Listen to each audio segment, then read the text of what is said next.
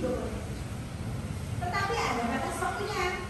Mendapatkan manfaat barang, ya, si pemberi sewa mendapatkan uang atas pemanfaatkan barang. Sama atau utang piutang. Kalau yang berutang dapat duit, yang memberikan piutang nanti dia akan mendapatkan uang di kemudian hari. Nah, itu harus ada timbal balik memiliki tanah. Nah, jadi ada hal-hal yang boleh saja perjanjian tanpa adanya notaris, tapi ada juga yang diharuskan dengan adanya notaris. Kemudian berdasarkan sifatnya, yang pertama ada secara sepihak. Contohnya hibah, wakaf, sedekah, infak, hadiah. Nah, itu hanya sepihak. Pihak yang memberikan, yang menerima, yang diberikan hadiah ya sudah, mau menerima yang ada. Nah, jadi itu hanya sepihak, keinginan sepihak aja ingin memberikan suatu barang kepada pihak yang lain. Kemudian adanya timbal balik, jadi pemodal, ada yang bekerja. Nah, itu boleh hanya dilakukan antara dua orang ini saja.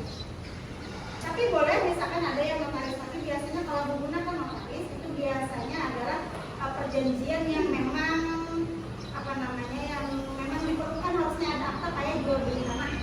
Nah, itu harus ada notaris, karena kepemilikan tanah juga harus ada namanya akta notaris itu, atas nama diri sendiri yang memiliki tanah. Nah, jadi ada hal-hal yang boleh saja perjanjian tanpa adanya notaris, tapi ada juga yang diharuskan dengan adanya notaris. Kemudian berdasarkan sifatnya, yang pertama ada secara sepihak.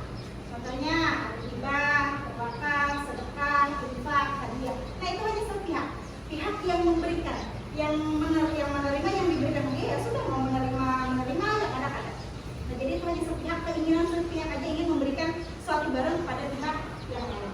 Kemudian adanya timbal balik. Berarti sama tadi kayak jual beli, sewa menyewa, tidak ada kriteria apa sih yang harus disewakan, apa sih yang harus diperjualbelikan. Hanya ada kriteria barangnya kah atau lain dan lain sebagainya.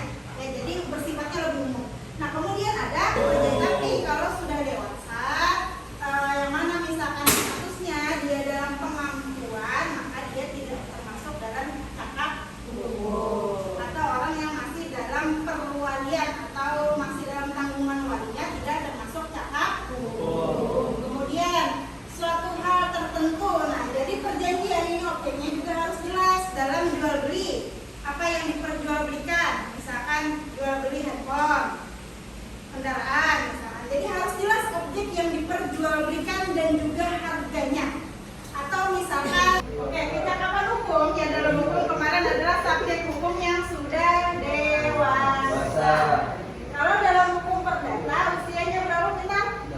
21 tahun. Nah, itu adalah dianggap dengan cakap hukum. Tapi kalau sudah kemudian suatu hal tertentu, nah jadi perjanjian ini objeknya juga harus jelas dalam jual beli. Apa yang diperjualbelikan, misalkan jual beli handphone, kendaraan misalkan. Jadi harus jelas objek yang diperjualbelikan dan juga harganya. Atau misalkan adanya sanksinya berupa ganti rugi. Oke, yang mana nanti ada akibat hukumnya apabila sudah terpenuhi hak dan kewajibannya, berarti sudah terpenuhi perjanjiannya. Tapi kalau ada salah satu dari hak dan kewajiban yang tidak terpenuhi, maka ada namanya wanprestasi. Sudah dibahas juga di Sabtu yang lalu. Ya, terjadi hubungan hukum antara subjek hukum. Masih ingat apa itu subjek hukum? Subjek hukum. Misalkan nanti ada hak dan kewajibannya yang sudah diatur langsung dalam undang-undang. Nah, kemudian adanya hukum perjanjian. Nah, ini salah satunya muncul karena munculnya perikatan. Ya, perjanjian sesuai